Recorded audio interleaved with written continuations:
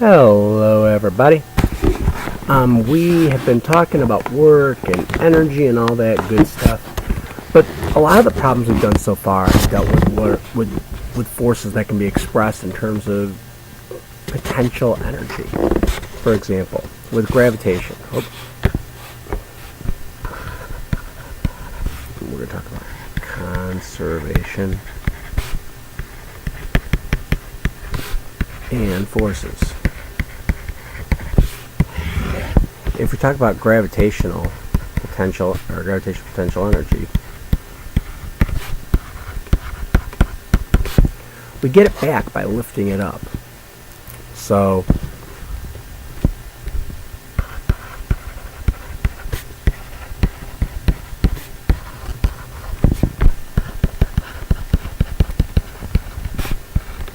now, of course, we have to put more work in, so we have to add energy back to the system.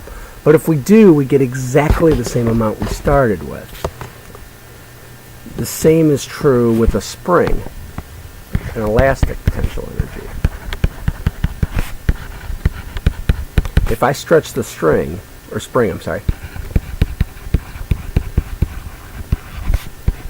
I stretch it to the exact same length that I had before, then I'm going to have the same amount of potential energy.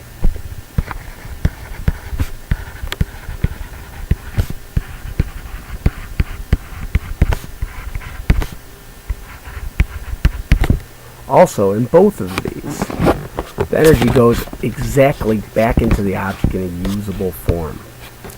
So it goes back in both of these,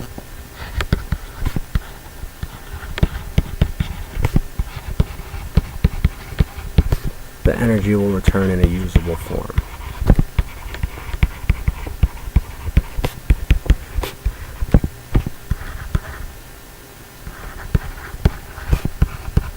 And that makes sense. I mean, if I attach, say, a block to a spring, mount it up here, then I pull this thing back, the energy is going to alternate back and forth as this thing oscillates up and down and up and down, but I won't lose very much of it if in a perfect system, which of course we don't have. And since we don't have perfect systems, there are going to be times that that energy becomes internal energy.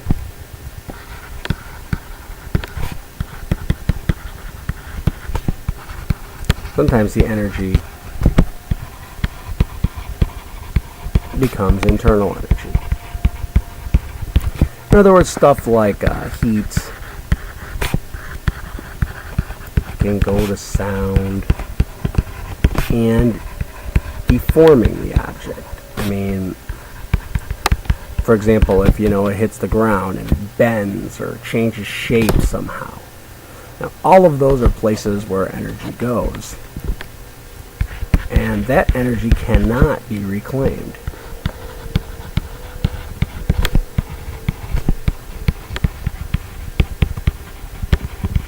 Okay. Because of that, we have to modify our statement of energy conservation to deal with these forces we don't get the energy back from. Sometimes it's called non-conservative forces. It's not that they want some sort of national health care, or that they, are particularly concerned about the environment or something like that. They're just forces that don't conserve. They end up, you can't get the energy back. So before we had E equals E prime, and that's still true. But for a non-conservative force,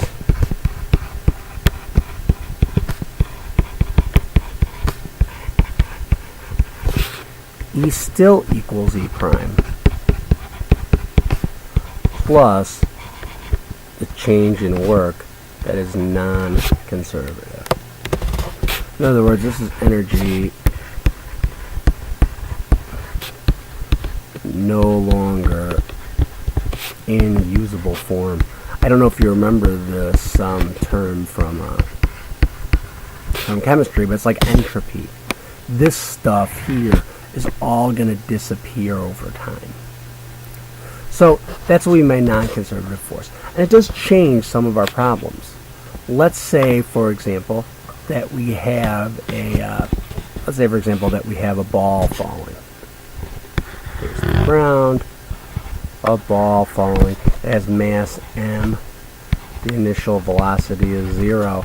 And I want the velocity at the bottom in terms of all these other, in terms of just the mass, the velocity, stuff we know in g, of course. So in this case, it's pretty easy if we're saying air resistance is negligible. It's basically 0. And it falls some height, h. And I'd like to know what the speed is at the bottom. Well, that's not hard at all. We know that E equals E prime. And we know that at the top, it has all potential energy. At the bottom, it has all kinetic energy. So mgh equals 1/2 mv squared. Those go away. We get v squared equals 2gh. Multiply both sides by 2. And it goes away. And we divided those out. So the final velocity, the velocity at the bottom, would be 2gh. Well, that's not very realistic. So let's say instead that we have exactly the same situation, that it gets to the bottom. It's still height h. It falls down with a, it falls down, starts with an initial velocity of 0. It has a mass m. But there's a constant upward force, the air friction force, which I'm going to call just F. Okay. This is air friction, or air resistance. I'm going to say it's constant. I mean, maybe it doesn't fall very far, but it has some push on it. Honestly, we know from our study of air resistance and other fluid resistance that it won't be constant with respect to distance. But again, it's just to illustrate a point, which is that now, with this situation, we can still say that E equals E prime, but this is a non-conservative force, so it's going to be plus the work done by non-conservative force. This is still going to be mgh. This is still going to be 1/2 mv squared. But this is going to be, since it's a constant force, it's going to be that force of friction times the distance that it went. So now we're going to have we're going to move this to the other side to solve for the velocity. So we'll have mgh minus f times h equals 1/2 mv squared. Well, something bad happened, which is we can no longer divide out our mass. Our mass actually matters. Which makes sense, because if I have a constant force against it, the more mass I have, the more force I have to battle against that air resistance. So now I'm going to have 2 mgh, I multiply both sides by 2, minus 2 fh equals mv squared, divide both sides by m, so I have 2gh minus 2fh over m equals v squared. I'm actually going to factor stuff out just to make it easy. I'm going to factor out 2h g minus f over over m.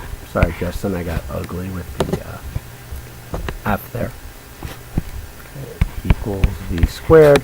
So v is just going to be the square root of 2h g minus f over m. And that makes sense. I mean, this is just an acceleration that supposedly it would have regardless of what wind blew on it. And this is just the acceleration due to gravity. Again, this is in meters. This is in meters per second squared. Square root of all that is going to be meters squared over second squared square root meters per second. Good. We ended up with the right unit. I'm just comparing the units just to make sure that we're good with that. The principle itself is not that difficult to understand, but I gave you a few problems to try it out in. So try it. I think there are 3 of them, and I'm blanking on the numbers right now. Let me call up the calendar. Oh, that's not it. That is the chapter 4 thing.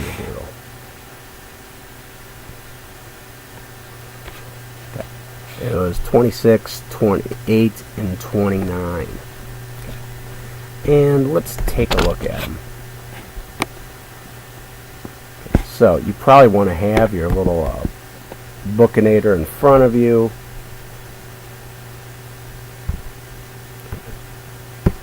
Let's see. So let's do these. Come on. Go ahead. Go away. Good for you. Alright. So, if we take a look at 26, 28, and 29, I think it was. I should just rewind the video and see. These are all in chapter 7. Hopefully all the time I'm wasting right now is allowing you to go get your book. In 26.